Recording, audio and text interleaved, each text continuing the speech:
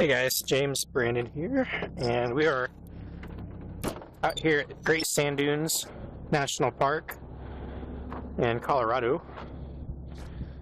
And here's what we're looking at right now. We've got this huge lenticular cloud that is just hanging over the Rockies here, and we're trying to see if we can capture it the best we can here. The dunes are off in the distance there, you can see. And we're inside the park, but it's still going to be a ways until we get there. We just want to see if we can capture the clouds here. So let's see what we can do. With a shot like this, it's sometimes best to take multiple exposures. The dunes, for example, are really dark, as you can see out there, and so are the mountains. And then the sun off over there is shining right on those clouds, so it's making them really bright and reflective. So what we'll do here is we'll brighten up the foreground. So I'm going to shoot at ISO 100 at f7 at 1/80th, and we'll just let me look inside and make sure that we're level here real quick. There we go. I'm going to get it a little wider actually, so I can get more of the cloud. Alright, so right there will work. Alright, let's take that shot. Alright, now we'll do a darker one. So we're going to dial this back to 1/250th and take that shot.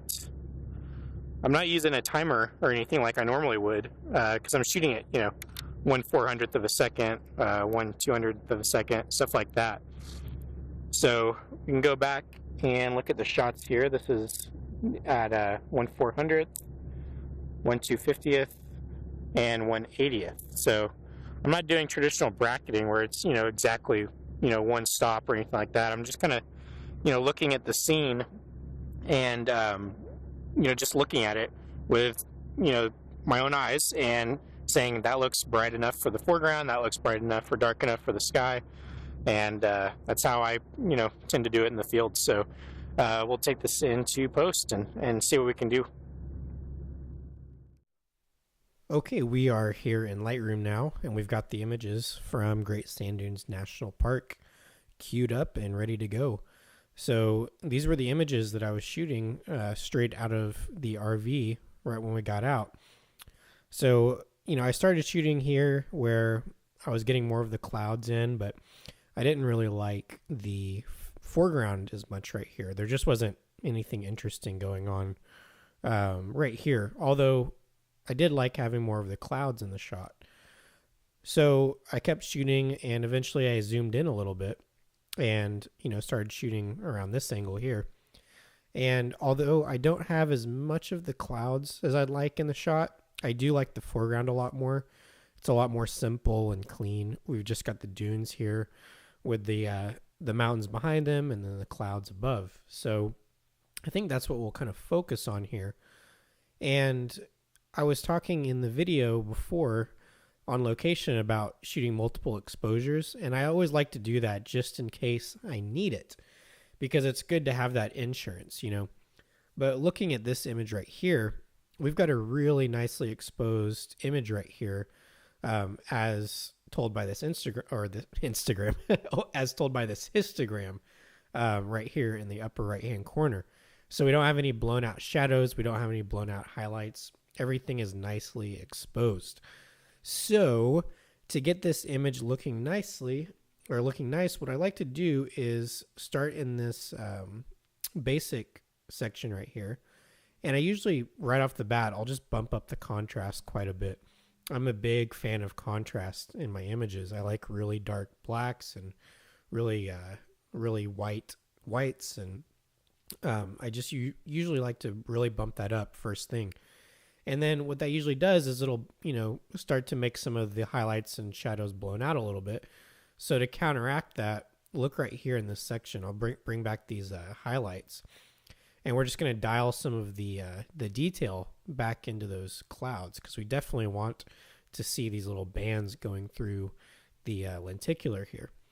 And then I'll bring in a little bit of detail into the shadows just to, bring some of that in.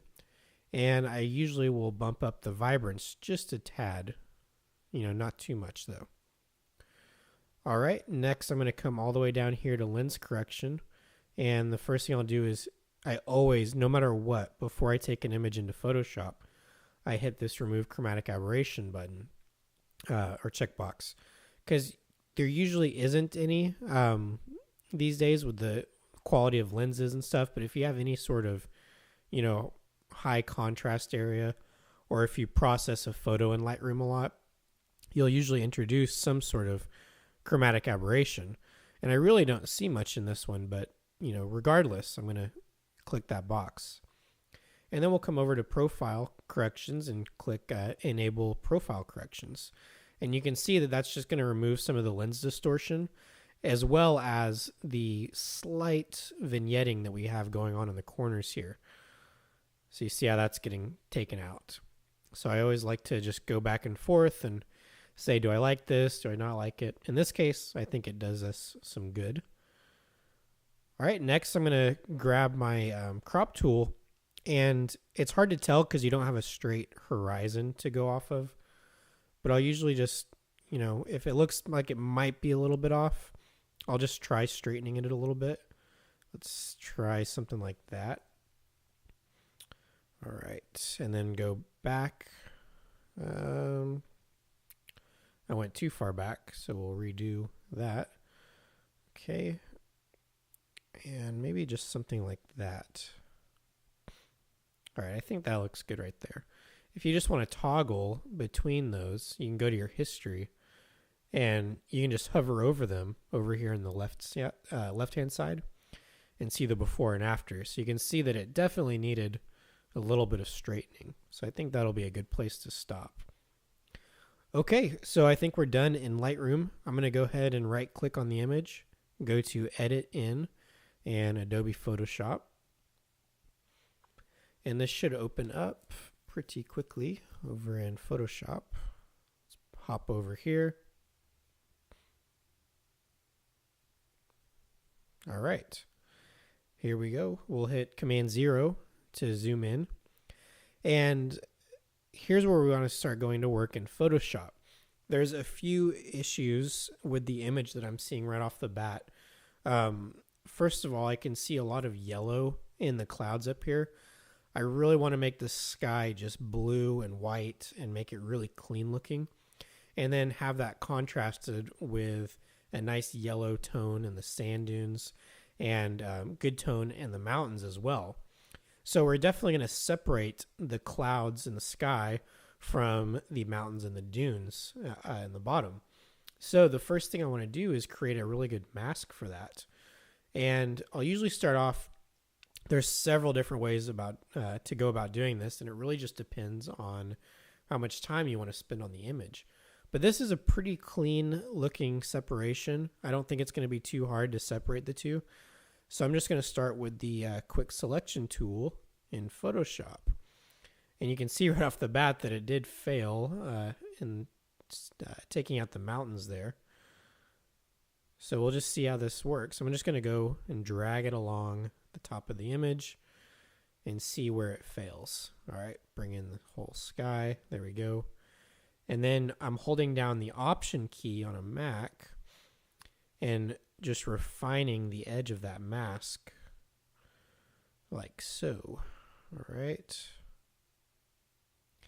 I'm not going to be doing major edits to this image. It's just going to be pretty basic stuff. So I'm not super concerned about the, intense quality of the mask. If I needed to, really change up the sky, it might be more important, but I think quick selection will work just fine for what we're doing here. All right, I think that should be good. So from there, now that I have the mask highlighted, I'm going to go up to Save Selection and just call this our sky and hit OK. And now I can just deselect it. If I go over to my channels now and scroll down, you can see that I have that sky now. All right, so that's what it looks like. So I can always reference this channel and load it up as a mask if I need to from now on. Okay, so we'll go back to the image and let's go to work. All right, the first thing I want to do is take out the yellow from the sky.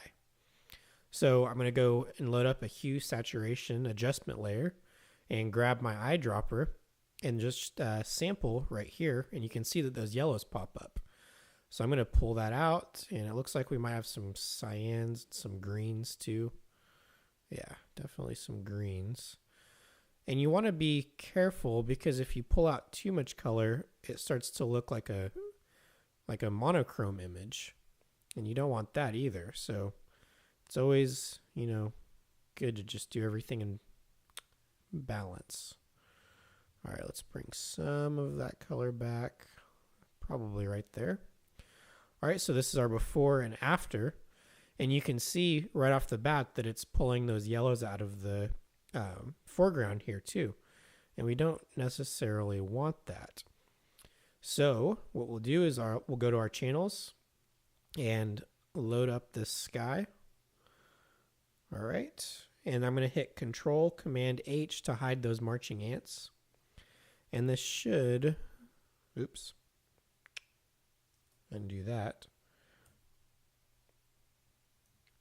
All right, hide. There we go. We're going to paint with 100% opacity.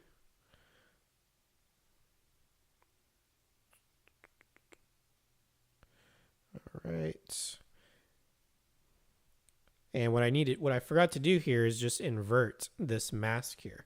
So we're going to invert it just like that, and then load it up again by command clicking it. Go back to our layers, make sure the mask is selected, hide it again, and there we go. So now we can see if I option click this and just start painting along this here, we'll paint out the mountains from that selection, just like that. All right, so this is our before and after. So I'll show you one other way to do that. You can just delete this layer mask, and then you can go to your channels. And I think for now, since we won't be painting, we can actually invert this again, like so, and then command click to load it up. Go to our layers and hit mask, and there we go. So now that's just another way to do it. All right, moving on, we want to focus on the mountains now and get those looking really good. So what I'll do is Shift Option Command E to load up our new image. And I'm just going to use the auto color and auto tone and auto contrast to see where that gets us. So what it will usually do is it'll take it a little bit too far sometimes, but what you can then do is grab your opacity slider and just pull it back all the way to 0, and see that's our before and that's our after, and then I'll just kind of find a good middle ground for that. I definitely like that it's adding a lot of contrast to the image. All right, so I think somewhere around right there will work nicely. Okay, now I just want to apply this to the mountains and the dunes. So I'll just option click this mask here, pull it up here, and then I will hit Command I to invert the mask so that it only affects the dunes and the mountains and not the sky, just the opposite of what we did before. So this is our, our current image that we're working with now. So we can, let's pull this up a little bit. All right, we can look at our before and after. So we've removed the yellow from the sky nicely, and then we've added some good contrast and color correction to the dunes and the mountains. So everything is looking a lot better now. All right, so what do we want to do next? I'm thinking that the mountains might have a little bit too much yellow in them. So let's grab another hue saturation adjustment layer and see what we can do with the mountains. We don't want to take too much out of them, but I'd like to, create some separation between the mountains and the dunes for sure. Anytime you can use color or light or focus or anything like that to create separation in your image and create more layers. It's a great way to create more interest in an image, because you can see that before, the dunes and the mountains kind of just blend in together. So as far as like how to go about, just applying this to the mountains and not the dunes and the sky, there's certainly, good ways to do it. I think let's just kind of walk through this together. Again, these videos are me just going through an image for the first time. So you're going to see me make mistakes and do things wrong and try something and it not work. And I think that's what, that's something that I think is really valuable, because you don't see like a polished version of the process. It's a raw version, and we all make mistakes and we all try things that don't work. So let's just see what we can come up with here. So the first thing I know that I want to do is keep that change out of the sky, because we've already done that. So I'm just going to option click this mask up here and make sure that it doesn't affect the sky.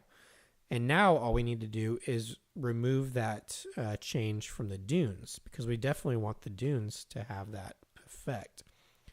And I know for a fact that it's going to be hard, because they're the same color, to use something like a quick mask. So what we might do is just grab a brush and paint in black just manually. All right, so yeah, there we go. So you see that color coming back into the dunes there. All right, so I'm just going to go along the edge of the dunes here and just paint it in myself. And it's not going to be perfect, but since they're so close in color, I can get away with it. If they were two completely different colors, I might have to go in and, really with a fine-tooth comb and get in there close, but I think I can get away with this. All right, just work my way along here. And I'm using a Control Option on a Mac to just resize my brush on the fly here. I can't think of what that would be on a PC right off the bat, but if you're on a PC, you can obviously just experiment and it'll be something similar to that. All right, so now that I've got the edge more or less taken care of, we can load up this mask by hitting Option, and then we can make sure that we fill it in completely. All right, just come across here really quick. Good.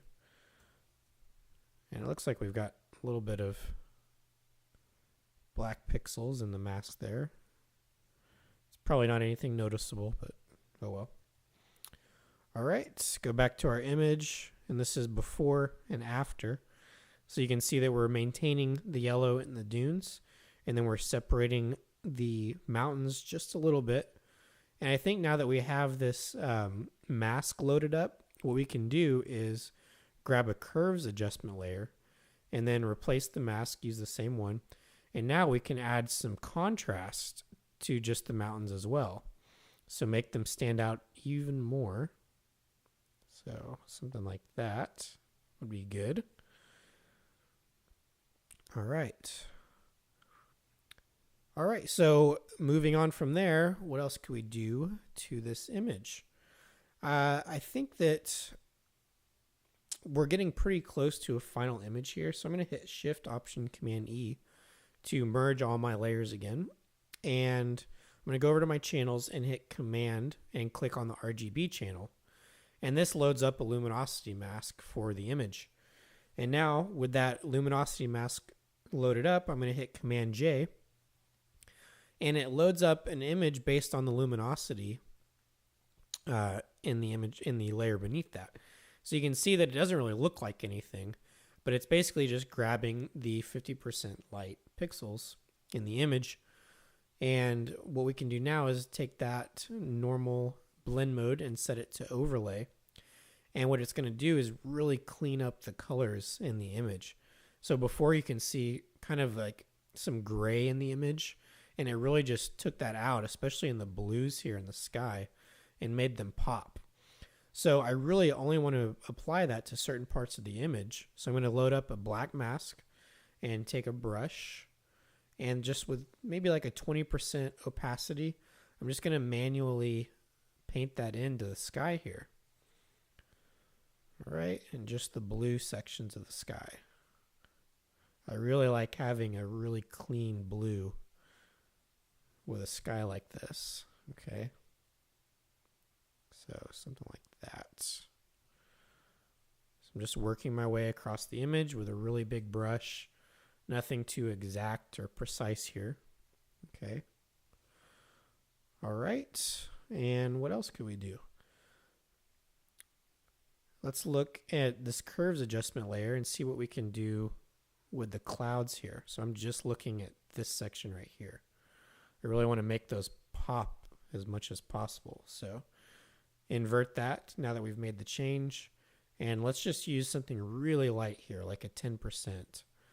And I'm just going to paint that curves layer into the clouds here. I really want them to look, nice and dramatic and kind of ominous almost. All right. And I'm just going over this, multiple times and keeping an eye on the change. Sometimes when you're painting with 10%, it can get kind of hard to keep track of the change that you're making. So you can always just turn it on and off like that. All right, so I think that's good. Okay, I think we're getting pretty close to the end here. The next thing I want to do, since we're at the last step, is sharpen the image. So again, I'll hit Shift Option Command E to merge my layers. And for sharpening, what I've been doing recently is just you go to your filters, other, and choose high pass. This is just, another option for sharpening. And I like to keep my radius pretty low, around 2, 3, 4 pixels or something like that. But it adds this really weird looking layer here. And then you just go to your blend mode again and set it to soft light or overlay. Overlay is going to give you a more extreme look. Soft light is going to be more subtle. But again, you can just choose overlay and then just dial it back with your opacity. But we can get really close and you can see that it's going to introduce some noise no matter what. But really all I want to do is sharpen the mountains here and really make them kind of pop. So I'll hit Command 0 to zoom out again.